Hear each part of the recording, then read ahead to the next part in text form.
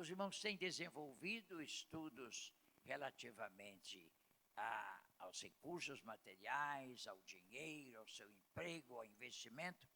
E hoje eu me propus, e conversando com o pastor Ricardo, isto veio a transformar-se na oportunidade de hoje, no crente e no jogo de azar.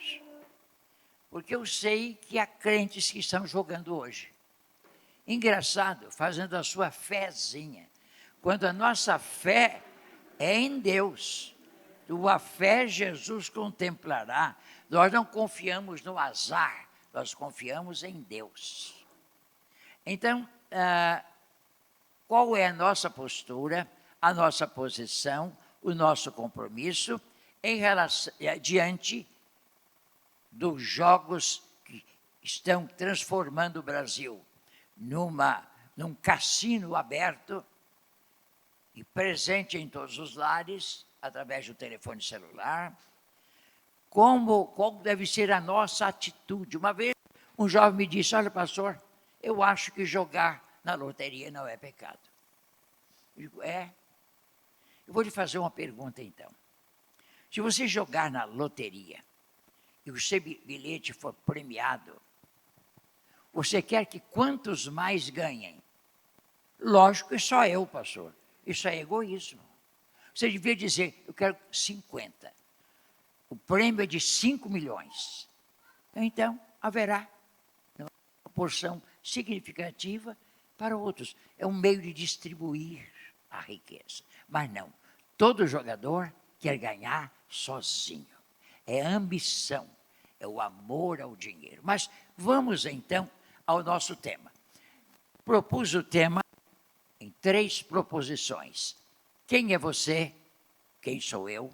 Segundo, que é a mordomia cristã, e notadamente a mordomia dos bens materiais, a mordomia do dinheiro. E terceiro, o que é o jogo e quais os prejuízos inerentes do jogo de azar e as consequências do jogo de azar.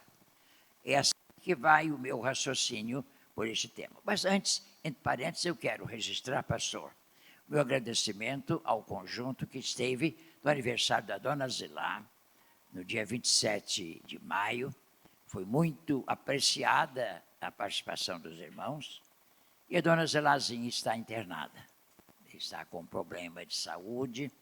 Ontem ela foi para o hospital, passou a noite no pronto-socorro, porque não havia quarto livre, o hospital cheio. Mas hoje de manhã ela foi para o quarto e está bem, não está precisando de oxigênio, sorriu, ficou muito feliz quando eu... Então, há 2 sinais de saúde da minha esposa: quando ri e quando briga comigo. Quando briga, ela está em plena consciência, entende? Então, uma mulher que briga com o marido, significa que ela está com toda a força, toda a garra, e briga mesmo. E às vezes, eu digo a ela: meu bem, eu não mereço. Merece. Então, pronto. Aí é saúde pura. Mas eu quero dizer a vocês, vamos orar por dona Zilá. Ela é uma joia preciosa que Deus me deu. Um presente do céu. Zilá, um presente de Deus. E eu pedi. Por isso que Jesus disse: pedi e dar-se-vos-á. Só que Deus dá sempre mais do que a gente pede. Eu pedi a uma mulher de lindo caráter, de linda fé, de integridade, de compromisso com Cristo. Só uma mulher linda por fora e por dentro. Aí já é demais. A gente tem que valorizar, não é? Lógico, se eu casasse com uma feia, ia sofrer, mas eu ia em frente. Bem, vamos então ao nosso tema. Quem é você? Membro da igreja. Estou falando de crentes em Cristo. Se não dessa igreja, de outra igreja. Quem sou eu? Sou membro de uma igreja do Senhor. Então, certamente o tema é desafiador. E nós vamos desenvolver, eu tenho de correr. Ontem eu falei a pastores e esposas, lá na Associação Noroeste. Havia uns 40 pastores e esposas. Um encontro muito bonito. Terminamos, era 10h45 da noite. Então, hoje vamos pelo mesmo caminho, sabe? Porque o assunto é complexo, é amplo. E saíram todos felizes, tirar fotografia e tudo, todos sorridentes. Que coisa, não é, gente? Crente é um caso sério. E essa igreja é muito alegre, porque tem um apetite extraordinário. Eu costumo dizer aos irmãos, se os irmãos trabalhassem para o Senhor, como comem, ninguém seguraria essa igreja, pastor. Esse povo come muito e muito bem. Hoje eu já estive lá, sem querer, eu queria conhecer a cozinha, conheci o cardápio. Olha, é um negócio, não vou contar não. Não, vocês vão ficar pensando no estômago. Eu quero que pensem nas coisas que são do alto. Vamos então ao seguinte, quem é o crente? Quem é você? Você é um homem ou uma mulher, um adolescente, um jovem, um adulto, que recebeu Jesus como Salvador e Senhor. Significa que você é servo. Você está sob a autoridade de Jesus, que aliás disse, é-me dada toda a autoridade no céu e terra. Portanto, você não é uma pessoa independente, livre, você é dependente. Você não é dependente de homens para a sua fé, mas você está ligado visceralmente a Jesus, ligado como o ramo está ligado à videira. Não é? É vital esse relacionamento. Tudo que o ramo produz vem do tronco. Então, é o Espírito de Deus, essa seiva que nos faz produzir fruto e abençoar o mundo, porque estamos ligados à videira. Então, você é essa pessoa. Você tem Jesus como Senhor. O que diz Romanos 12? Quem souber, recite. Porque eu não me envergonho, vamos dizer juntos, do Evangelho, porque é o poder de Deus para a salvação de todo aquele que crê. É nesse Senhor que nós queremos, é esse Evangelho que nós guardamos. Também a palavra de Deus diz que Jesus veio para o que era seu, prometido pelos profetas, mas os judeus, as autoridades, especialmente religiosas, não receberam Jesus. Ele veio para o que era seu e os seus não o receberam, mas a tantos quantos o receberam, deu-lhes o poder de serem feitos filhos de Deus. Você é filho de Deus. Um filho de Deus não precisa de jogar, que já é feliz. Tem tudo o que é necessário ao ser humano. O Senhor é o meu pastor, nada me faltará. Bem, mas o que é mais o crente? É a pessoa chamada do mundo pecador para ser nova criatura. Nós passamos a ter uma nova vida. Nós pertencemos a uma nova humanidade. Enquanto a nossa humanidade natural está ligada a Adão, a natureza adâmica, a nossa nova natureza espiritual está ligada a Jesus, a Cristo. Quem está em Cristo, nova criação é. As coisas velhas já passaram, eis que tudo se fez novo. Então nós pertencemos a essa humanidade. Na nova humanidade há jogos, há loterias, há sorte ou a graça. Então nós vivemos sob a graça, não sob valores, dominados por valores. Então, o cristão, você é e eu sou, é a pessoa que se submete aos ensinos e às normas de viver e agir do verdadeiro seguidor de Jesus. Eu quero convidar você a um compromisso, lendo esta frase do seguinte modo: eu me submeto aos ensinos e às normas de viver e agir do verdadeiro seguidor de Jesus. Eu me comprometo. Vamos dizer isso?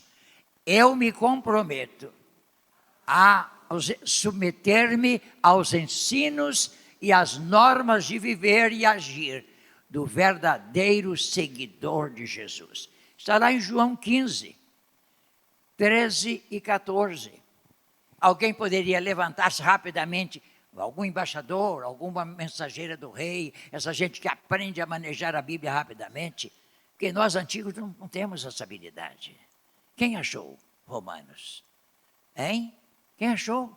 Romanos não, João. João capítulo 15, versículo 13 e 14. Leia, irmã, leia forte, hein?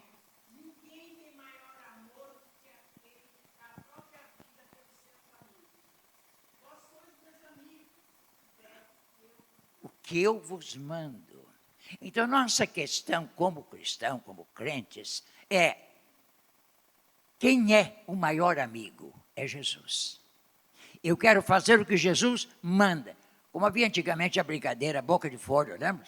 Boca de forno, farão tudo que o mestre mandar, fazeremos todos. É assim que falava antigamente, não é faremos, é fazeremos. Então, se o mestre falou e é Jesus, faremos. A gente pode até não entender. Por exemplo, Filipe no ministério notável em Samaria.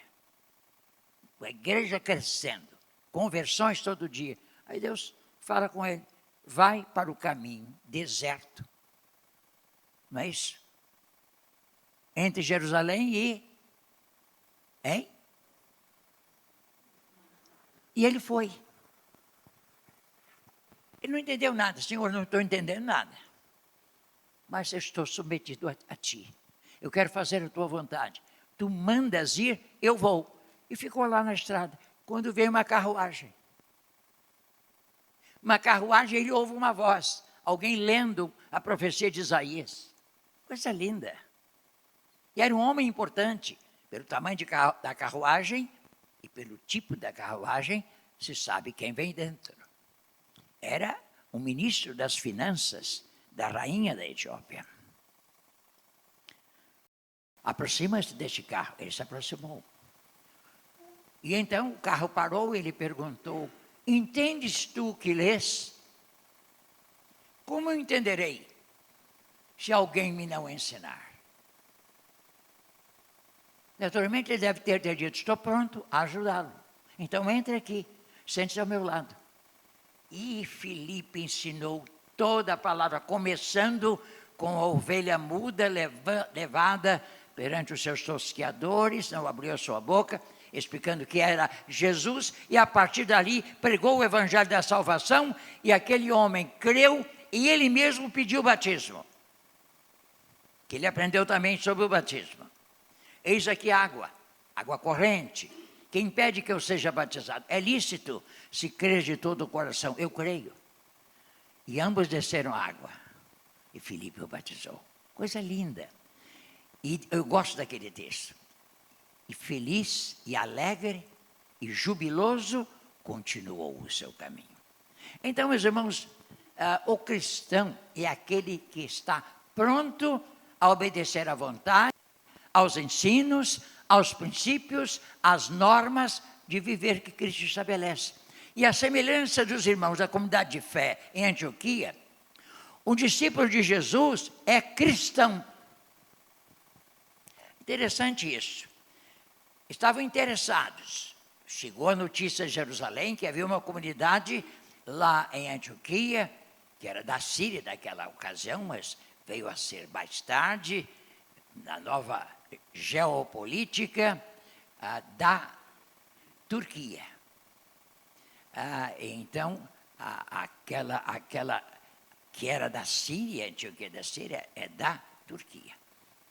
Chama-se hoje Antáquia. Eu passei lá perto, quando visitei os lugares das 7 igrejas do Apocalipse. Bem, mas vejam isto. Quando souberam que florescia uma comunidade, não é? Digamos, não judia, em Antioquia, mandaram para lá. Disseram, Barnabé, queremos designá-lo, disseram os anciãos de Jerusalém, para ir a Antioquia, cuidar daquela gente, discipular aquela gente. E ele foi.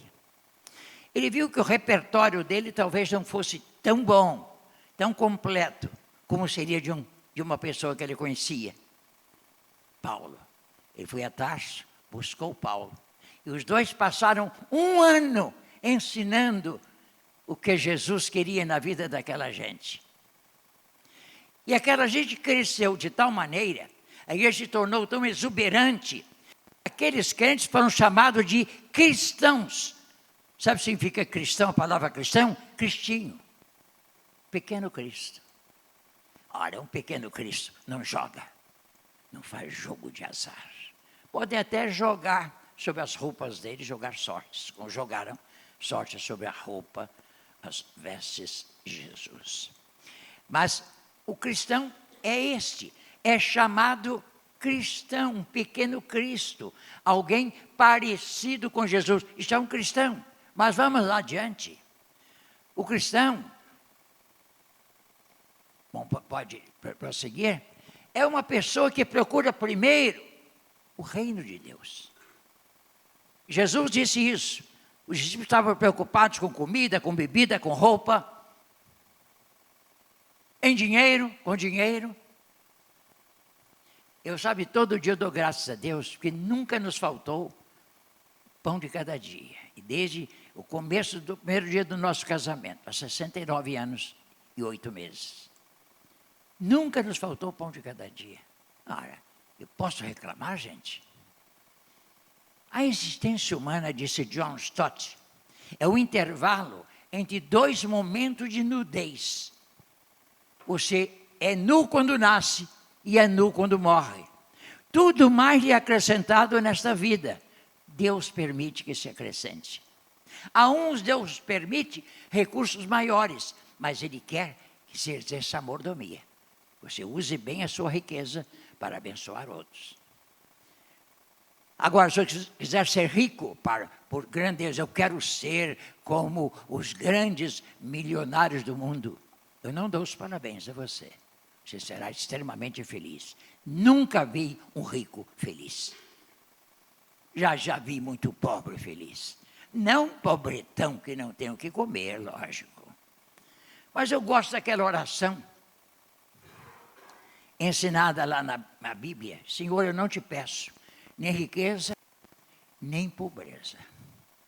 Eu não te peço riqueza para que eu não me esqueça de ti e me apegue à riqueza.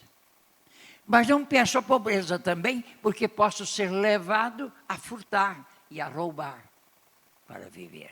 Dá-me a porção acostumada do meu pão. Que coisa linda é isso. Isso é oração de crente. O discípulo de Jesus. Você não vai levar nada. Se quiser juntar tesouro, Jesus ensinou. Então vamos ver daqui a pouco. Então vejam, é uma pessoa que busca o reino.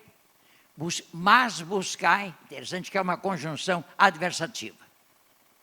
Vocês estão pensando, ou vós estáis pensando em roupa, em comida, em casa. Mas olha, buscai primeiro o reino de Deus e a sua justiça, isso é o que Deus quer, a retidão de vida. E todas essas coisas vos serão acrescentadas. Você não precisa de brigar, precisa de trabalhar, pôr o seu talento. Porque nós temos talentos diferentes, recebemos capacitações diferentes, mas temos de exercê-las com fidelidade.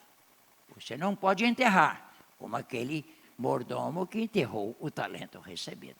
Aí não. Mas vamos mais essa declaração. O crente é aquele ou aquela cuja mente é renovada pelo Espírito. O crente verdadeiro dedica a sua vida, apresenta o seu corpo, o corpo significando todo o seu ser, como sacrifício vivo, santo e agradável a Deus. É o nosso culto racional. E não vos conformeis, diz Paulo, com este mundo, mas transformai-vos pela renovação de vossa mente. A mente do crente é transformada. A mente do crente não cabe nos esquemas deste mundo. Os esquemas do mal, da violência, do jogo, que querem enriquecimento fácil, sem trabalho. Não. O crente sabe que a sua vida está nas mãos de Deus. Então, ele quer que a sua mente se renove, que a sua vida se renove, pela renovação de sua mente, do seu espírito, para que o crente experimente qual a boa, santa e agradável vontade de Deus. Aí está o segredo de viver. Você é um milionário e não sabe. E é um milionário de uma riqueza que ninguém leva. As riquezas materiais podem ser levadas, as imateriais não. Você transmite a sua descendência inteira, indivisível. Todos os filhos recebem o mesmo, o seu legado, mais do que um valor material. Finalmente, crente é a pessoa que dá testemunho de Cristo. Gente, um crente verdadeiro dá testemunho enquanto vive, e às vezes as pessoas descobrem o que faz diferença em sua vida. Como você trata os seus colegas, como você lida com a adversidade, como você lida com a frustração, como você lida, qual é o seu segredo? A sua resposta vai ser: é Jesus na minha vida. É a palavra dele, é a presença dele. Ele faz diferença na minha vida. Pois é, morreu o seu filho. Você chorou naturalmente, mas sentiu o consolo de Deus nessa hora. Então, é importante saber que o crente dá testemunho pela vida e pela palavra. Pedro, escrevendo aos irmãos da diáspora, espalhados por várias partes do reino, do Império Romano, e quando começava a perseguição em Roma, ele disse: estais sempre preparados para responder com mansidão e temor qual é a razão da vossa fé. Coisa linda, sempre preparados. É uma coisa interessante, Pedro vai recomendar uma coisa muito interessante lá no capítulo 4, versículos 15 e 16. Não sei se alguém tem a Bíblia aberta e pode ler. Se não, eu abro, hein? Moda embaixadores. Porque eu sou rapidinho. Então, leia forte. Olha, a irmã fica em pé para vós se projetar. Né?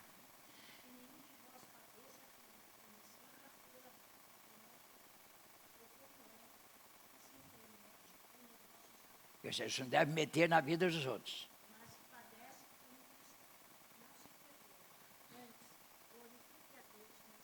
Se padece. O crente verdadeiro está pronto a sofrer por Cristo. E olha, não tema não. Você acha que não tem capacidade de enfrentar a morte, ameaça de morte, pelotão de fuzilamento? Pois você esteja certo que o Espírito Santo dará forças e coragem a você. Você dará testemunho. Meus irmãos, cristão é esse, é dar testemunho. Paulo deu o testemunho, ele contou perante as autoridades, Festo e Agripa, deu seu testemunho. Agripa ficou impressionado quando viu o testemunho de Paulo. Eu não fui desobediente à visão celestial, o Senhor me transformou e tal. E aí Herodes disse: olha, por um pouco você me faz um cristão. Porque cristão é aquele que dá testemunho, que crê de verdade.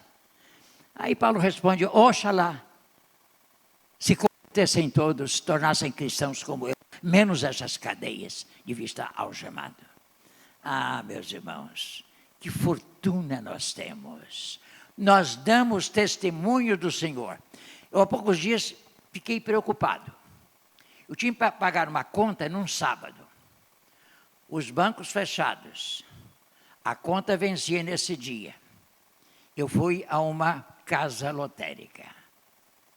Parei o carro do outro lado e fui pagar a conta. Se alguém me vir saindo dessa casa, o que vão dizer? Você não sabe o que eu vi. Sabe o que eu vi? Pastor Lândia entrou numa casa lotérica, fez jogo. Já aumentou, ele não viu nada. Fez um jogo, eu vi lá na guarita e tal. pagando. E saiu tranquilo, pegou o carro e foi embora.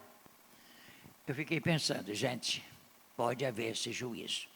Eu vou pagar um dia ou 2 de julho, ou mais entrar em casa lotérica. Um grande pastor americano foi a Las Vegas.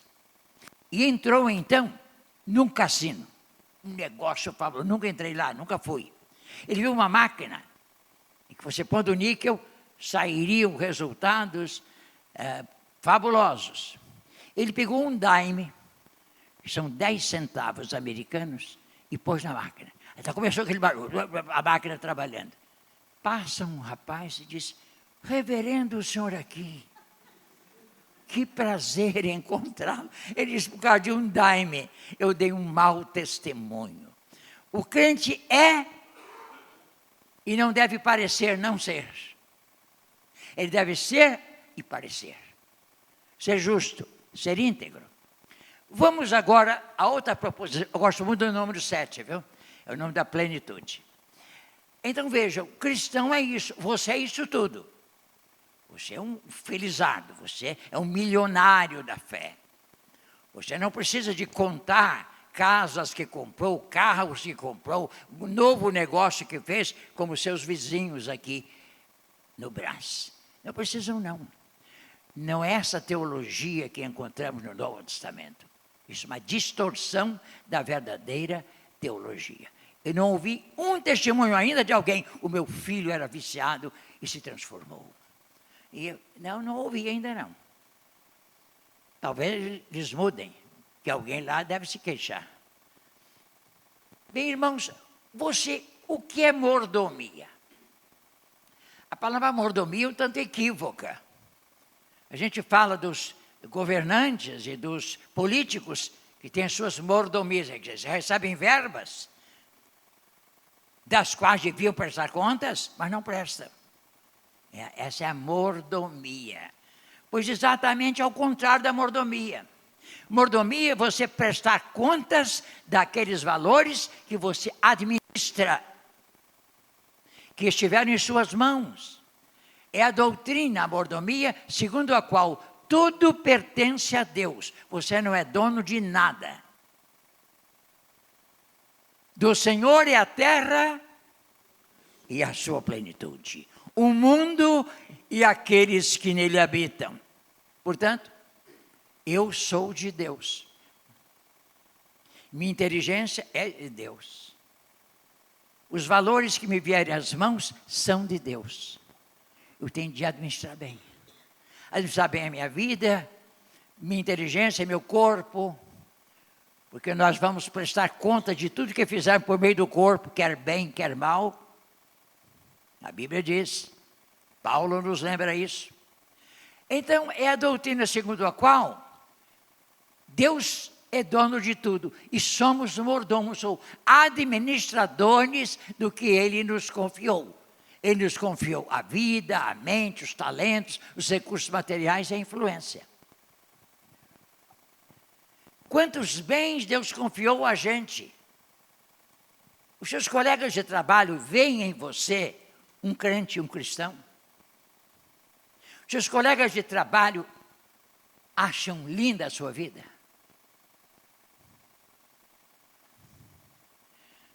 Você consegue resolver os seus problemas no ambiente de trabalho com graça, com resiliência, com capacidade de relacional. Você tem inteligência social, capacidade de lidar com gente, lidar com pessoas e abençoar pessoas. Isso é uma bênção.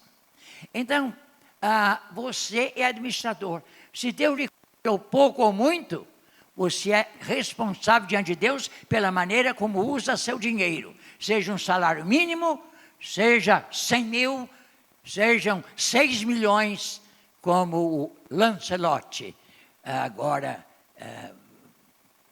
não é, líder do nosso time. Eu espero que ele veja gente boa agora, esteja anotando os nomes de gente boa para a seleção. Porque só chama os mesmos sempre. Então, é tanta gente boa aí, não é? Numa gente boa, naturalmente, no Palmeiras, mas em outros times é gente muito boa. Isso eu estou falando para mexer com o maestro. Bem, vejam só, o dinheiro é fruto de trabalho, é de suor, é de trabalho. Deus quer que nós ganhemos o nosso trabalho, nosso dinheiro, com esforço físico, mental. Há inventores, há criadores, que têm uma capacidade enorme de ganhar dinheiro. Então você tem que usar a sua inteligência para ganhar. Agora, o que você ganhar, disso você tem que prestar contas a Deus. O dinheiro fruto do trabalho diligente ou de herança dos pais, e geralmente os filhos acabam com a herança em pouco tempo. Eu fico tão triste quando vejo pais lutando, não vou ao médico, acho que todo médico é ladrão, entendeu? Advogado, muito menos, não vou. Então a gente que fica doente aí morre, a viúva fica riquinha, vai passear. E aí morre a viúva, os filhos ficam e acabam com a fortuna. E quanta briga, quanta morte. Eu, meus irmãos, assentei um propósito na minha juventude. Eu não quero deixar herança material para os meus filhos. Nem casa, nem dinheiro, nem dólares, nem outra moeda estrangeira. Eu quero deixar um legado. Quando eles se lembrarem de mim, se lembrem de uma pessoa íntegra, justa, que faz o bem, que ama as pessoas, que ajuda as pessoas. Isso que eu quero. E aí todos recebem a mesma coisa, não há briga entre eles. Não há inventário, nunca vi inventário de legado. Só há inventário de herança. Então vejam, o dinheiro, você deve prestar contas. Vejam que coisas interessantes. Eu gostaria que alguém veja Eclesiastes 5:10 e outro encontre 1 Timóteo 6:6-10. Essa passagem de Timóteo é tremenda, arrasadora. Entende? Então, eu gostaria que vocês vissem. E peço a um terceiro que veja Mateus 6:24. Quem achou, então, primeiro Eclesiastes 5:10. Leia. Quem ama o dinheiro jamais terá o suficiente. Quem ama as riquezas jamais ficará satisfeito com os seus divertimentos. Mas isso a experiência mostra. Não há um rico contente, porque sempre é um mais rico do que ele. O sujeito tem 10 milhões, está pobre. Por exemplo, pensemos no futebol. Neymar deve ser bilionário. Deve ter bilhão. Mas ele querendo ajudar o Santos. O time que o revelou voltou ao Brasil. E fez um contratinho de 21 milhões por mês. Para se curar de problema, de contusões. Ora, se ele fosse um sujeito generoso, ele diria, olha, o Santos é minha casa. Eu quero, senhor presidente do time, jogar, vocês não precisam pagar nada. Eu quero devolver o privilégio de ser lançado para o mundo. Aí o mundo aplaudiria Neymar. Mas não. Fez novo contrato agora, renovou. Não sei como vai ser esse contrato. Meus irmãos, isso é falta de mordomia. Ele não usa, a gente não sabe da utilização dos recursos dele para obra social, para populações pobres, para menores, não é? Criminosos, menores infratores. A gente não conhece. Pode ser que ele tenha obras sociais.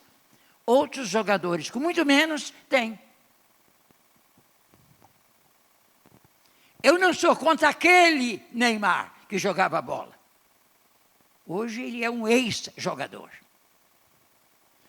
Desculpem essa franqueza, viu? Eu não gostaria de tê-lo no meu time. Sinceramente, não gostaria. O antigo eu gostaria, mas esse de hoje não. Tem que ser consistente, íntegro, na sua vida, na sua carreira. Eu vim ajudar os santos. O pai dele disse também, nós viemos ajudar os santos. Bem, é verdade que houve novos investimentos por causa deles e tudo. Mas a atitude do atleta não foi recomendável. Ele tem saído do propósito de Deus para a vida e para o uso de nossos bens. Agora vejam, o amor ao dinheiro. Agora vejam 1 Timóteo 6, de 6 a 10. Alguém fique em pé e leia forte. Eu vou dar um microfone ao irmão para o irmão ler. De fato, a piedade acompanhada de alegria espiritual é grande fonte de lucro, porque ingressamos neste mundo sem absolutamente nada, e ao partirmos daqui, nada podemos levar. Por isso, devemos estar satisfeitos se tivermos com o que nos alimentar e vestir. No entanto, os que ambicionam ficar ricos caem em tentação e em armadilhas e em muitas vontades loucas e nocivas, que atolam muitas pessoas na ruína e na completa desgraça. Porquanto o amor ao dinheiro é a raiz de todos os males, e por causa dessa cobiça, alguns se desviaram da fé e se atormentaram em meio a muitos sofrimentos. Não preciso dizer mais nada. O amor ao dinheiro é a raiz de todos os males. Uma coisa impressionante. O amor ao dinheiro. Eu tenho uma noreta. Noreta é uma jovem casada com um neto. Então, nora, neta. Ela trabalha por uma coisa internacional, que tem agora uma expressão aqui em São Paulo, chamada Exodus Road, o caminho do êxodo, o caminho de libertação. É de combate ao tráfico humano. Tráfico de gente, de crianças, de mulheres, de homens, de jovens talentosos, especialmente na área de tecnologia, da informática. Eles recebem proposta, por exemplo, de $10.000, vai ganhar por mês. Mais de 50 mil por mês. Para trabalhar na Tailândia. Mandam a passagem dele. Ele embarca, vai, chega lá, da Tailândia é levada para Mianmar, e lá existe um curral de exploração humana. Um curral formado por chineses. Lá eles trabalham em regime de escravidão. Eles têm uma cota semanal de trabalho, de roubos, através da internet. 2 jovens brasileiros foram libertados. E a Noreta teve grande parte da organização dela ajudando esses jovens. E há crianças, e há mulheres. Meus irmãos, nós precisamos de verificar isto. O amor ao dinheiro é a raiz de todas as espécies de males. Ninguém joga por divertimento. Joga esperando ganhar. E até jogadores de futebol estão entrando nisso. Como há 1 ou 2 jogadores do Rio de Janeiro, não vou dizer o nome. Então, felizmente não são do meu time, do Rio de Janeiro, que é Fluminense. Eu tenho um time lá e time aqui. E tenho outro em Minas, é o Cruzeiro. Bem, vocês veem que eu gosto de futebol, não é? Agora, vejam só o que Jesus falou. A palavra de Jesus é decisiva em Mateus 6:24. Quem encontrou essa passagem? A irmã Leia.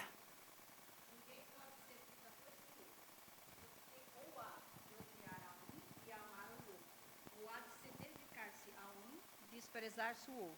Não podeis servir a Deus e às riquezas. Não podeis servir a Deus e às riquezas. Você tem mamão, é como que o senhor, o dono de riqueza. Você não serve a riqueza. Você não vive por causa do dinheiro. Você vive pela graça e pelas provisões de Deus. Deus lhe deu vida agora, sem você ser rico. Digamos, eu não conheço um ganhador de loteria feliz. Se vocês conhecerem, por favor, me deem o endereço ou o telefone que eu quero conversar com ele. Não conheço. Eles ganham, perdem tudo, perdem a família ou morrem por algum membro da família assassinados. Ah, meus irmãos, o jogo é algo terrível. Por outro lado, devemos, como mordomos, ganhar honestamente o dinheiro e usá-lo sabiamente. A mordomia não está só no ganhar honestamente, mas usar sabiamente. Ah, pastor, a Bíblia ensina que devemos ser dizimistas e tudo. Eu dizimo, mas o meu dinheiro não dá no fim do mês. Sabe por quê? Você usa errado o dinheiro. Você não é sábio. Olha, Jesus diz algo muito sério com relação a nós como mordomos. Em Mateus 6, 19 a 21, não sei quem tem essa passagem e pode ler, vamos ver esse jovem aqui, nós vamos ver a leitura dele. Não ajunteis para vós tesouros na terra, onde a traça e a ferrugem os consomem, e onde os ladrões minam e roubam. Mas ajuntai para vós tesouros no céu, onde nem a traça nem a ferrugem os consomem, e onde os ladrões não minam nem roubam. Porque não onde estiver o teu tesouro, ali também estará o teu coração. Meus irmãos, quando você joga, ou joga na loteria, ou joga na loteria esportiva, ou faz uma aposta numa das bets, você quer ganhar. Você fica atento ao resultado do jogo. Você, então, ocupa a sua mente no jogo. Você quer ganhar, ninguém quer perder. E eu vou mostrar daqui a pouco as consequências do jogo. Desculpa, pastor, se eu passar um pouco da hora, porque o negócio é sério. As loterias vão longe. Vejam só, devemos ganhar. Eu vivi intrigado muitos anos sobre o ajuntar tesouro no céu. Qual é a moeda de câmbio para eu investir no céu? Será o dólar? Será o euro? Será o dinheiro suíço, né? O franco? Será a libra esterlina? Dinheiro nenhum, de nenhuma nacionalidade, vai para o céu. Só vai gente. Investir no céu, ajuntar tesouro no céu, é mandar gente para o céu. É usar para abençoar pessoas. É usar para ajudar pessoas. É ajudar para abençoar pessoas e levá-las a crer em Jesus como Salvador. Investir em gente. Esse é o meio de você ter riqueza no céu. Quando chegar lá, vai encontrar essa gente toda. Olha, o senhor que me ajudou, a senhora que me ajudou. A minha esposa alimentou um bêbado lá em Queimado, lá em Perdizes, na rua Emílio Ribas, onde moramos por um tempo. Todo dia ele ia com uma lata de 2 litros buscar comida. E a minha esposa enchia de comida. Digo, meu bem, você está alimentando um bêbado, um beberrão. Meu bem, Deus tocou no meu coração que eu devo ajudar. Eu não proibi, não. Esse bêbado deve ter compreendido que essa mulher fazia isso porque tinha um coração movido por Deus. Deus nos move a fazer as coisas. Então, use o seu dinheiro para sustentar dignamente a sua família, use o seu dinheiro para ajudar outras pessoas, use o seu dinheiro para missões, para o sustento missionário. Use o seu dinheiro dessa maneira e você estará mandando mensalmente riqueza para o céu. Quando chegar lá, você encontra os dividendos. Eu aprendi uma coisa interessante sobre investimento. Há 3 condições de um bom investimento. A segurança, se é uma instituição séria. Existe a rentabilidade. Outra condição, qual é a renda do investimento? E terceiro, a liquidez. Como você pode transformar esse valor em dinheiro vivo.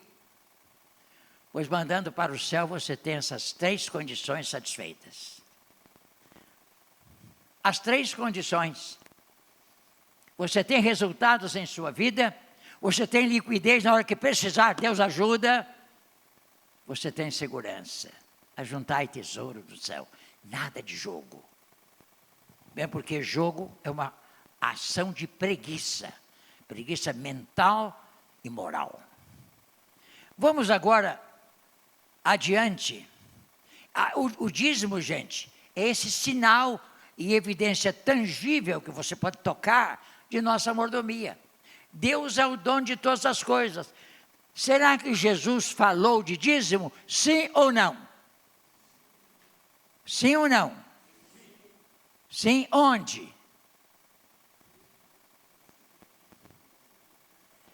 Jesus falou censurando escribas e fariseus. Veja o que Jesus diz em Mateus 24. Esse eu vou fazer questão de ler. Eu vou fazer questão de ler. Olha o que Jesus diz. Mateus 24, 23. É fácil de ver então. Quando alguém lhe pergunta, Jesus não fala. Veja lá Mateus 23.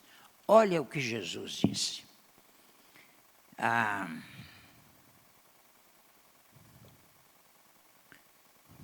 Jesus está repreendendo os escribas e fariseus.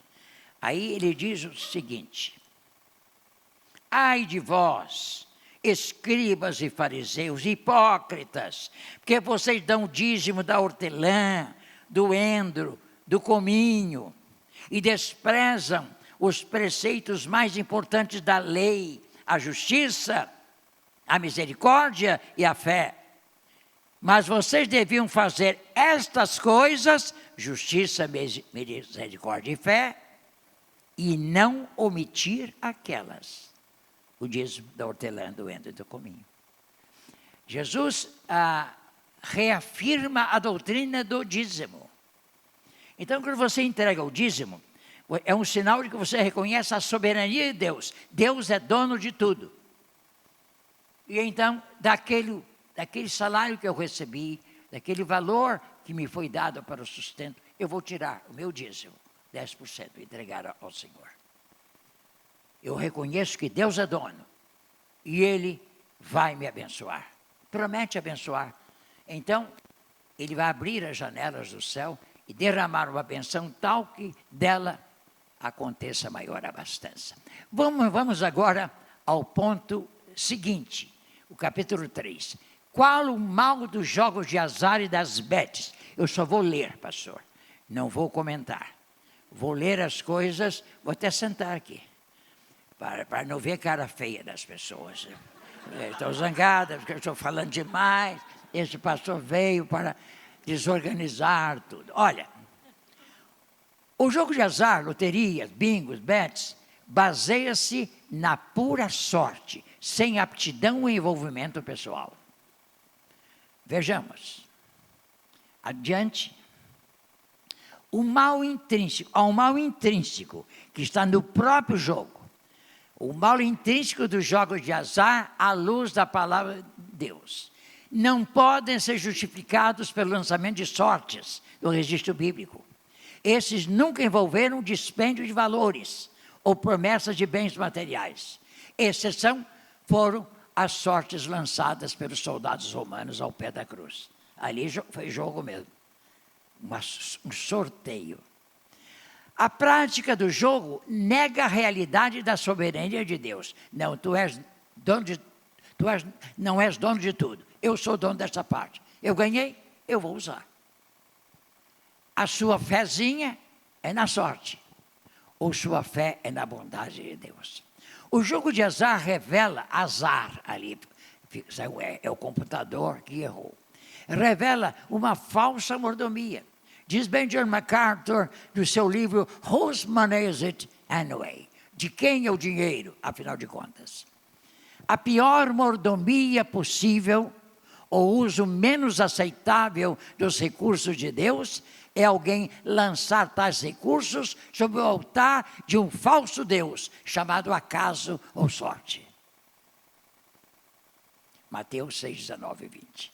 A prática do jogo erode, isto é, destrói aos poucos a ética bíblica do trabalho. Se eu ganho, para que trabalhar?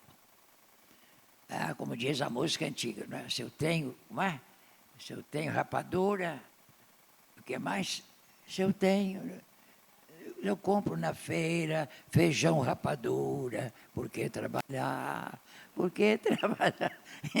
É um negócio sério, mas alguém providenciou essa rapadura. Bem, a prática do jogo de azar é movida pelo pecado da ambição. Não me venha falar que é diversão, não. É um divertimento, pastor.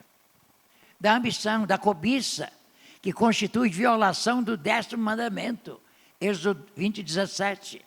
É evidência do amor ao dinheiro, que, conforme o ensino do apóstolo Paulo, constitui raiz de todos os males. 1 Timóteo 6,10. O jogo baseia-se na exploração de outros. Para você ganhar, é preciso que muitos percam. Para você ganhar na loteria, é preciso que milhões percam. Que milhares de crianças não tenham leite, pelo menos um dia de semana, porque o dinheiro foi gasto na compra do bilhete. Então, há muitos que sofrem para você ganhar. Não é justo. O jogo baseia-se na exploração de outros, violando, portanto, o 8º mandamento. Para cada pessoa que ganha, milhões perderam. E que muitas vezes deixaram de prover o leite para seus filhos. Agora, há males resultantes da prática dos jogos de azar. E agora vem, isso é pesquisa científica, pesquisa feita nos Estados Unidos, no Brasil. A prática desses jogos leva ao vício. O que é o vício? É a prática habitual do mal, enquanto a virtude é a prática habitual do bem. A prática desses jogos leva ao vício, que é o hábito de fazer o mal, enquanto virtude é o hábito do bem. Segundo, a prática do jogo leva à ilusão de controle e ao viés de aversão ou busca das perdas. As pessoas começam a perder e dizem, eu tenho que ganhar. E então, em inglês se usa essa expressão, chasing losses. Você vai caçando, vai procurando as perdas, para recuperar as perdas, e vai perdendo cada vez mais. A gente que perde tudo no jogo, morre à míngua. Sabiam disso? É isso. Pesquisas no mundo inteiro, especialmente nos Estados Unidos e mesmo no Brasil, mostram terríveis efeitos dos jogos: compulsão de jogar, ansiedade, depressão, isolamento social, irritabilidade, agressividade, alterações de humor, endividamento próprio ou dos pais. Um pai teve de pagar uma dívida de R$100 mil, porque o filho menor pegava o cartão de crédito dele e fazia aposta. E o pai ficou devendo ao filho. É uma tristeza. Mais ainda, vamos adiante. A prática dos jogos leva à falta de controle financeiro, produz danos nos relacionamentos familiares, impacta a economia das famílias e enseja conduta delituosa. Às vezes roubam para jogar. Há filhos que roubam dos pais para jogar. E às vezes a pessoa mesmo tira da própria família. E até há uma conduta delituosa dos próprios jogadores de futebol. E podem se vender por uma oferta, se apostarem nele que ele vai ser expulso. Podendo levar a pessoa à falência ou ao desespero. Mais ainda, os males resultantes da prática dos jogos de azar. Vamos em frente. Terminou? A prática dos jogos reduz o desempenho escolar. Os alunos vão mal na escola. E profissional, o sujeito fica assistindo jogos, torcendo e desejando que a sua aposta produza resultados. E até o aumento da criminalidade.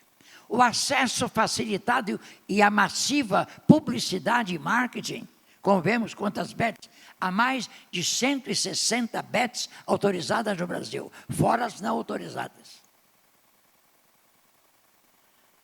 Então, vejam, a prática dos jogos, o acesso facilitado e a massiva publicidade e marketing, envolvendo milhões de reais e dólares, envolvem milhões de reais, e milhares e, quiçá, milhões de pessoas se tornem vítimas de verdadeira doença, que se denomina ludopatia. É uma patologia de alguém que tem de jogar, precisa jogar todo dia, ou uma vez por semana, ou duas. Comentários do presidente da CPI, do Senado, das bets. Observe o seguinte: famílias mais humildes, inclusive de gente que recebe a Bolsa Família, estão comprometidas por conta das apostas. Então, as apostas não são de Deus. Jesus não nos garante a sua bênção se nós jogarmos. E se você ganhar, poderá ser uma arma do diabo. Entende? Para você se tornar ainda mais viciado. Pelos males intrínsecos e objetivamente resultados da prática de jogos de azar, loterias, bets e outros tipos de jogos, como o tigrinho, o de bicho, o jogo do bicho, nascido lá no Rio de Janeiro. Os jogos contrariam a vontade de Deus, os ensinos de Jesus e seus apóstolos, ferem princípios bíblicos, tanto no Antigo Testamento como no Novo Testamento. E nós somos chamados, como cristãos, a ser fiéis à palavra e à vontade de Deus. Amém? Vamos ser fiéis. Obrigado, pastor.